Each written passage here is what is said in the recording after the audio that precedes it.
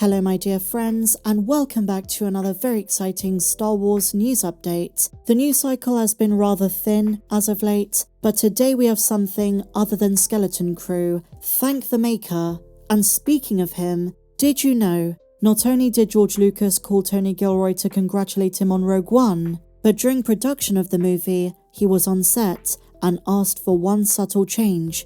Now this isn't the only time George Lucas has affected a Disney Star Wars project. He regularly visits the set of The Mandalorian. He's often giving Dave Filoni advice. He helped direct a scene of Solo, and now we've learned he demanded a subtle change for Rogue One, specifically on Jeddah. In the scene that features Imperial tank pilots, director Gareth Edwards originally wanted the pilots to be wearing standard, normal stormtrooper armor. He intended to establish a sense of continuity between Rogue One and A New Hope, even if they were shot 40 years apart. It's one of the reasons for the cameo of Dr. Evazan and Ponda Baba. But did you know that when it came to the tank drivers, Lucas suggested he use a different type of stormtrooper? While this ask from George Lucas is small in the grand scheme of things, he informed Edwards that he should use a different design. He shouldn't be afraid to do something different, because there are other types of stormtroopers. George told Gareth they play different roles, and he wanted the movie to convey how wide-reaching the Empire was, how there are more types of stormtroopers you don't see in the original films. George wanted Disney to expand Star Wars, not keep it the same. And so, inspired by the shore troopers that we later see on Scarif, he replaced the basic stormtrooper with an Imperial Combat Assault tank commander, a change directly influenced from the lips of the creator himself. It's proof that George cared about the small details, even if it didn't mean much in the grand scheme of things. And you know, it's a relevant topic to bring up, because Andor's second season, which leads into Rogue One, is just 5 months away, and that show has given us more intricate details of the inner workings of the Empire than anything else, down to subgroups, exploration of the ISB, and in the first season, introducing Preox Morlana, a conglomerate aligned with the Empire, but permitted to enforce its own jurisdiction based on its own private security assets. Tony Gilroy very much respects George, and I can't wait to see more connectivity, not just to the 2016 movie, but to the original trilogy as well. We know we're seeing Yavin 4. Some original trilogy characters, which subsequently appeared in Rogue One,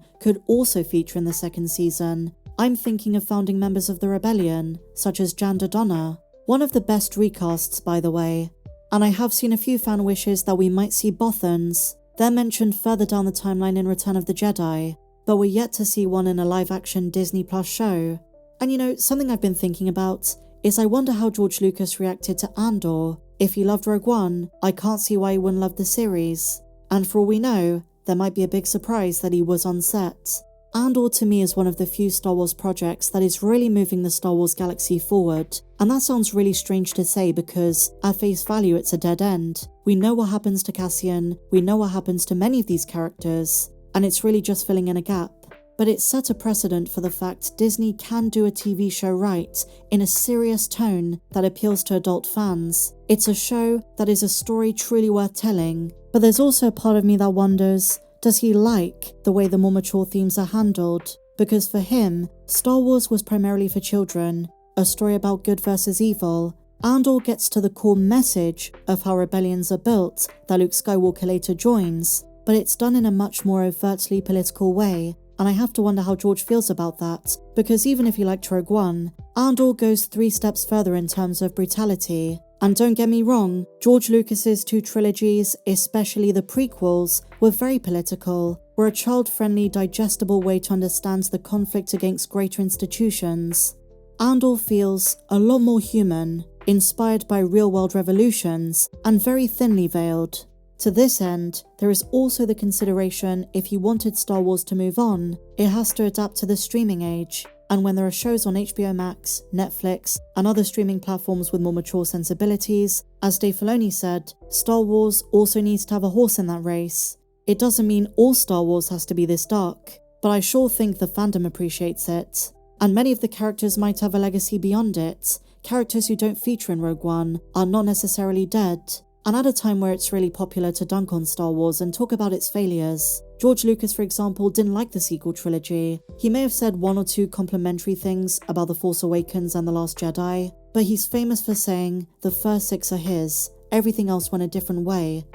This show and Rogue One are a reminder that they can get it right. That while fans do want different, sometimes expanding the familiar with brand new characters, filling in the gaps, is really what fans want to see. It's almost ironic, the one that is the best written, the one that feels almost too good to be a Disney Plus series, is the one you would have assumed, when it was announced, would be the most banal because it's filling in a very small blank, the 5 years leading up to A New Hope. And while the known characters are fantastic, it's the ones like Luthen, introduced for the first time by Tony Gilroy, who are truly in the spotlight. And to take such a concept, make fantastic characters fans genuinely want to learn about, is a very difficult challenge at a time when Star Wars fans feel more apathetic and more exhausted from the franchise's treatment by Disney than ever before. So genuinely hats off to Tony.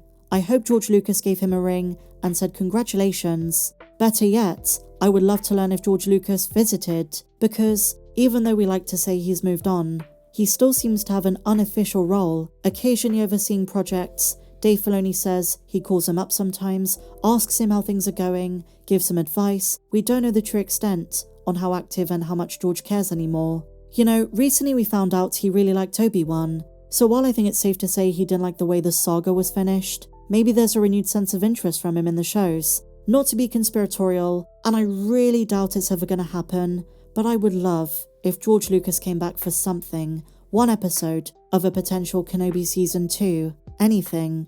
I love hearing about George. In retrospect, it's insane the way the fandom treated him in the 2000s, how fans reacted to the prequel trilogy. I guess we didn't know what was coming down the line, but I thank him because at the end of the day, I've said this a million times, I was the audience the prequel trilogy was made for and it spoke to me. It still does. You know, despite Kenobi ending up the way it did, sometimes I find myself going back on Disney Plus, watching an episode or two, and just feeling nostalgic, seeing Ewan McGregor and Hayden back together again.